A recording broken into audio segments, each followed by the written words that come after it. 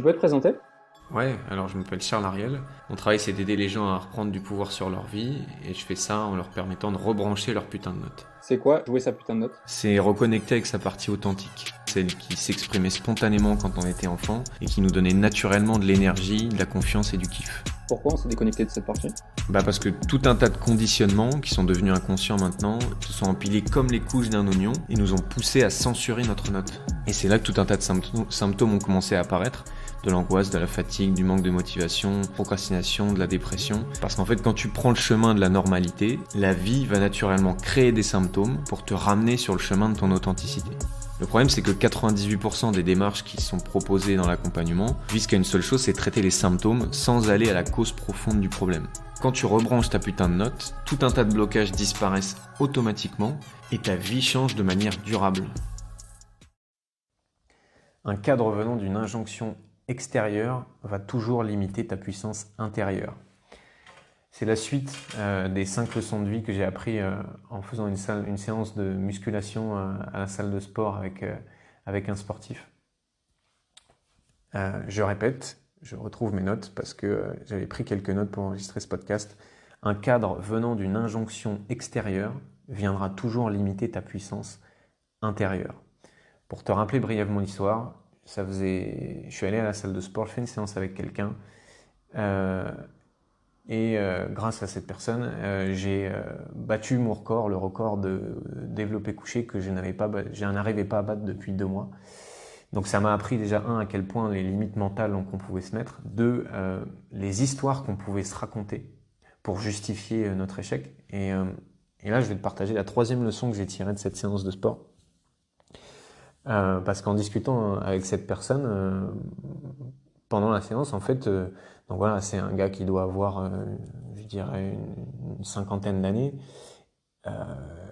qui a un physique impressionnant, qui doit faire de la muscu, je pense, depuis des années et des années. C'est pas, je pense, c'est sûr. Et en fait, malgré tout ça, je trouvais son entraînement hyper bizarre. C'est-à-dire qu'en fait, il n'y avait aucune structure dans sa séance d'entraînement. Il augmentait les poids, et puis après il baissait, puis après il réaugmentait. Puis des fois il faisait des séries de 6 répétitions, puis après de 1, puis après de 4, et puis après... Et en fait, je voyais que à chaque fois que c'était à son tour de soulever la barre, c'est comme s'il ne savait même pas quel poids il allait soulever et combien de répétitions il allait faire. Alors que 99% des gens à la salle, en tout cas ceux qui sont un peu sportifs, ils ont au moins un programme en tête. T'en as carrément qui ont un petit calepin, t'en as d'autres qui ont une appli avec le temps de repos, le nombre de répétitions, le poids de la barre est à 0,5 kg près et qui ont vraiment une structure. Et la majeure partie des autres, même s'ils n'ont pas une appli ou un carnet, dans leur tête, ils savent que voilà, tiens, je vais faire 4 séries de 10 ou alors je vais faire des séries progressives en diminuant les répétitions, en augmentant les poids. Et moi-même, qui suis pas, quand je vais à la salle de sport, hyper structuré, c'est-à-dire que je m'autorise à aussi me laisser un peu guider par mes envies. Tiens, j'ai envie de faire quelle partie du corps, tiens, voilà. Mais j'ai quand même un cadre, j'ai quand même mon truc de, voilà, je fais 4 séries par type d'exercice. Je fais généralement des séries entre 8 et 10 répétitions. J'augmente les poids au fur et à mesure. Et voilà, j'ai quand même une trame, j'ai quand même un cadre. Et lui, je le vois en fait, à chaque fois qu'il c'est à son tour de soulever la barre, il sait pas. C'est-à-dire que tu vois que en fait, il décide, tu l'entends même, il fait bon alors qu'est-ce que je fais là? Et en fait, au feeling, il décide tiens, je vais mettre ce poids-là. Et il fait ça pendant toute sa séance de développé couché. Et ça m'étonne un peu, parce que je me dis comment un athlète avec ce corps-là, les performances qu'il a, peut avoir un entraînement aussi freestyle. Et pendant la séance, d'ailleurs, je lui dis, ah ouais, en fait, toi, c'est au feeling, quoi. C'est juste avant de soulever, de te mettre sous la barre, tu décides, tiens, je vais mettre tel poids. Il me fait, oh, ouais, moi, en fait, je fais comme ça, je fais au feeling, et puis je décide. Il me dit, et puis en fait, je m'entraîne tout le temps comme ça. Et puis ça me va très bien. Et puis depuis que je fais ça, voilà, c'est ça qu'il me dit. Il me dit, depuis que je fais ça, j'ai jamais autant progressé. Et je me dis, mais c'est dingue ce qu'il est en train de me dire. Il est en train de me dire qu'en fait, il est en improvisation totale, qu'il n'a pas de cadre. Bien évidemment qu'il a des connaissances et une expérience de la muscu et que c'est pas un débutant en mode total freestyle. Évidemment qu'il y a une base derrière. Mais en tout cas, il ne suit pas une méthode précise, un cadre précis, un programme d'entraînement prédéterminé. Des fois, il va se faire des séances où là, je le voyais. Après qu'on ait fait le haut du corps, il enchaînait avec les jambes. Et puis, enfin bref, je comprends dans ce qu'il me dit et dans ce que je vois qu'il est en mode je me laisse guider par mon instinct et mon intuition. Et donc, tu pourrais te dire, bah, ok, c'est cool parce que du coup, c'est agréable de se laisser guider par son instinct machin, mais c'est pas un truc qui peut marcher. Le gars qui fait ça, bah, il va avoir un corps de lâche et puis il va pas soulever grand chose, puis surtout il va pas progresser. Et quand il me dit qu'en fait, que lui, depuis qu'il fait ça, il a jamais autant progressé, bah là en fait ça fait un peu un shift dans ma tête. Parce qu'en fait, c'est toujours challengeant pour moi et souvent pour les clients que j'accompagne de où est-ce que tu mets le curseur de ton cadre, où est-ce que tu mets le curseur de ta discipline? Est-ce que tu vis une vie où tu vis au jour le jour, tu te laisses porter par tes envies, tu vas au feeling, ou est-ce que tu vis une vie hyper stricte, cadrée, timée, disciplinée? Et en fait, pour moi, ça c'est un vrai challenge pour moi au quotidien, et c'est quelque chose que j'arrive de plus en plus à trouver quelque chose qui marche pour moi. Parce qu'en fait, la clé, c'est ça, c'est de trouver qu'est-ce qui marche pour toi, quel est le degré de discipline qui marche pour toi, quel est le degré de freestyle qui marche pour toi, et de comprendre déjà que ce degré de discipline ou de freestyle, il n'est pas figé. C'est-à-dire que il y a des moments, des endroits dans ta vie où tu vas avoir besoin d'être discipliné, voire extrêmement discipliné. Il y a des autres endroits dans ta vie où tu vas avoir besoin de te laisser porter par le flow, de te laisser porter par l'énergie du moment. Et que c'est pas un truc général en mode bah moi je suis hyper discipliné ou je suis au jour le jour. Ça c'est le meilleur moyen d'avoir une vie yo-yo et d'être en lutte contre toi-même, c'est d'installer un système rigide en mode bah, déjà soit je vais aux deux extrêmes, c'est-à-dire bah, soit je suis quelqu'un d'hyper discipliné, soit je suis quelqu'un qui vit au jour le jour. Ça déjà c'est un fantasme. Tu peux t'auto-convaincre que tu es quelqu'un d'hyper discipliné ou que tu es quelqu'un d'hyper indiscipliné. Dans tous les cas, et pour n'importe quel être humain, c'est juste faux. Et et je te demande pas de me croire, je te demande si tu veux de remettre en question ce que je viens de te dire. Mais juste après que tu aies remis en question ce que je viens de te dire, regarde ta vie. Regarde objectivement ta vie. Regarde de manière neutre. À quel endroit dans ta vie tu es hyper discipliné? À quel endroit dans ta vie il y a naturellement de l'organisation, où c'est rangé, où c'est cadré, où il y a de la discipline? Est-ce que c'est dans le sport? Est-ce que c'est au niveau de ton bureau? Est-ce que c'est au niveau de ton travail? Est-ce que c'est au niveau de ton alimentation? Est-ce que c'est au niveau de tes vêtements? Bref. Et à quels endroits est-ce que tu es complètement indiscipliné, où ça a tendance à être le chaos, où c'est un peu le bazar, où il n'y a pas forcément d'ordre et où tu te laisses porter par tes envies? Si tu es objectif avec toi-même, j'ai pas besoin de te connaître pour savoir que tu trouveras les deux. Tu trouveras des moments et des endroits où tu as la discipline d'un samouraï et tu trouveras des moments et des endroits où tu as la discipline d'Homer Simpson dans son canapé. Première chose.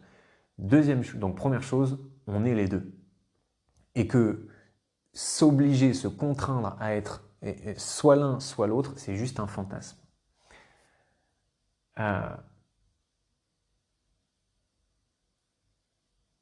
Deuxième chose, je sais plus, j'ai perdu ce que je voulais dire. Bref, on va oublier la deuxième chose. Tout ça pour te dire que c'est vraiment un travail au quotidien pour moi de trouver non pas le juste milieu, parce qu'encore une fois, ça aussi c'est un fantasme de se dire ah bah du coup je vais mettre le curseur au milieu. Non, non, non, parce que le curseur au milieu, c'est pas non plus quelque chose qui va te convenir. Encore une fois, le curseur, il n'est pas figé. Le curseur, il va aller parfois à l'extrême droite, parfois à l'extrême gauche, parfois au milieu, parfois un peu à droite, parfois un peu à gauche, et c'est ok en fait de faire bouger le curseur. La question c'est juste, dans l'instant, là, maintenant, à quel endroit tu as envie de mettre le curseur? Et dans 1 heure, à quel endroit tu veux le mettre? Et demain, à quel endroit tu veux le mettre? Et s'autoriser de se donner cette liberté de mettre le curseur où on veut à un certain moment. Et donc j'en reviens au cadre, c'est vraiment un challenge de trouver quelque chose, un équilibre qui marche pour nous.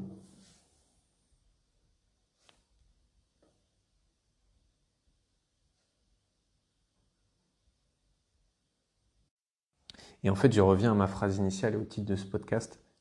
Tout cadre provenant d'une injonction extérieure va nécessairement limiter ta puissance intérieure. C'est-à-dire que la première habitude qu'on a, quand, je sais pas, on veut, par exemple, c'est nos premières séances de muscu et puis on ne sait pas trop comment s'y prendre.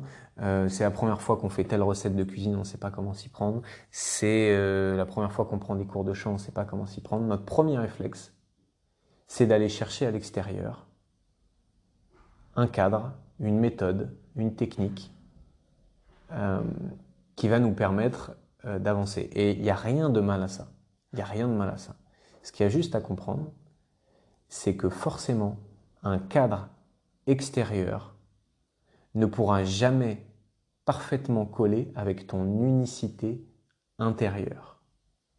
Un cadre extérieur qui vient d'une injonction extérieure, c'est-à-dire quelqu'un ou une philosophie ou peu importe qui te dit, voilà, pour que ça marche, il faut que tu prennes tel modèle.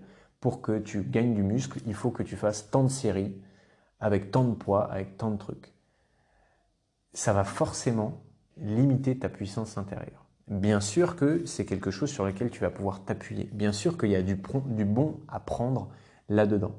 Mais comme d'habitude, les choses qui vont au début t'élever sont les mêmes qui vont ensuite te limiter. Le cadre qui au début va te permettre d'avoir les bases de connaissances nécessaires, de démarrer et de t'aider, va être le même cadre qui ensuite va te limiter. Pourquoi? Parce que tu es unique, tu as des goûts uniques, des objectifs uniques, des capacités uniques, des caractéristiques uniques, et que forcément un cadre extérieur ne collera jamais parfaitement avec cette unicité. Sauf qu'en fait, on est tellement déconnecté de notre sagesse intérieure, on croit tellement profondément que la vérité est à l'extérieur, voilà, en mode bon élève, en mode moi je suis un élève, je sais pas, et puis le prof il sait. On a été formaté par ça à l'école et maintenant on est conditionné à ça. On commence quelque chose, on se met directement dans la posture de moi je sais pas, j'ai pas les connaissances, je sais pas faire, et l'extérieur sait. Et encore une fois, tu vas pouvoir apprendre et t'inspirer énormément de ce qui se fait à l'extérieur. Mais ça, c'est la première étape. Si tu veux passer à l'étape d'après, diminuer la friction qu'il y a entre ton unicité et ce cadre extérieur, et donc permettre à ta pleine puissance de se développer, il va falloir que tu te débarrasses de ce cadre-là. Et comme on a tous une sagesse intérieure, en fait, il y a une partie de nous qui sait exactement le cadre dont on a besoin. Et comme ce sportif à la salle, en fait, son corps sait exactement le poids qu'il va y avoir besoin de mettre, le nombre de répétitions qu'il va y avoir besoin de faire, son corps sait. Son corps sait. Sa tête ne sait pas. Et s'il avait été cherché dans un bouquin quelle méthode aurait mieux marché, il n'aurait jamais trouvé dans un bouquin ce cadre unique-là. Tout comme moi, si demain, je me disais, waouh, mais avec le corps qu'il a, les performances qu'il fait, les poids qu'il soulève, qu'est-ce que je vais faire? Je vais filmer ses entraînements et puis je vais faire exactement pareil que lui. Je vais voir combien de répétitions il fait, quelle posture il prend avec son corps, combien de temps dure sa séance, qu'est-ce qu'il mange avant la séance, qu'est-ce qu'il mange après la séance. Et je me mettrai à injecter ce cadre extérieur à moi, à mon unicité à moi. Forcément que ça ne marcherait pas. Forcément. Parce que son unicité n'est par définition pas la même que mon unicité. Je pense que tu as compris que le message de ce podcast, c'est pas de se dire il faut pas de cadre, il faut pas de discipline, il faut pas aller chercher à l'extérieur et s'inspirer de choses qui marchent déjà, pas du tout. Oui, c'est la première étape. Oui, ça peut t'aider. Mais à un moment donné, si tu veux passer le step d'après, il va falloir que tu te libères de ce même cadre qui t'a aidé à grandir, pour grandir encore plus. Parce que ce cadre, forcément, va limiter ton plein potentiel. Dans le cas où tu voudrais aller plus en profondeur, j'ai décidé de mettre à disposition gratuitement ma dernière conférence qui s'appelle les 5 étapes pour réapprendre à jouer ta putain de note. Tout simplement, c'est la conférence la plus complète que j'ai faite jusqu'ici et qui va te donner les 5 étapes concrètes par lesquelles passer si jamais tu veux te transformer en profondeur et vivre une vie remplie de kiff, et ça de manière durable. Donc tout simple, si tu veux obtenir la conférence, tu cliques sur le lien que tu vas trouver dans la description de cet épisode. D'ici là, je te souhaite de jouer ta putain de note.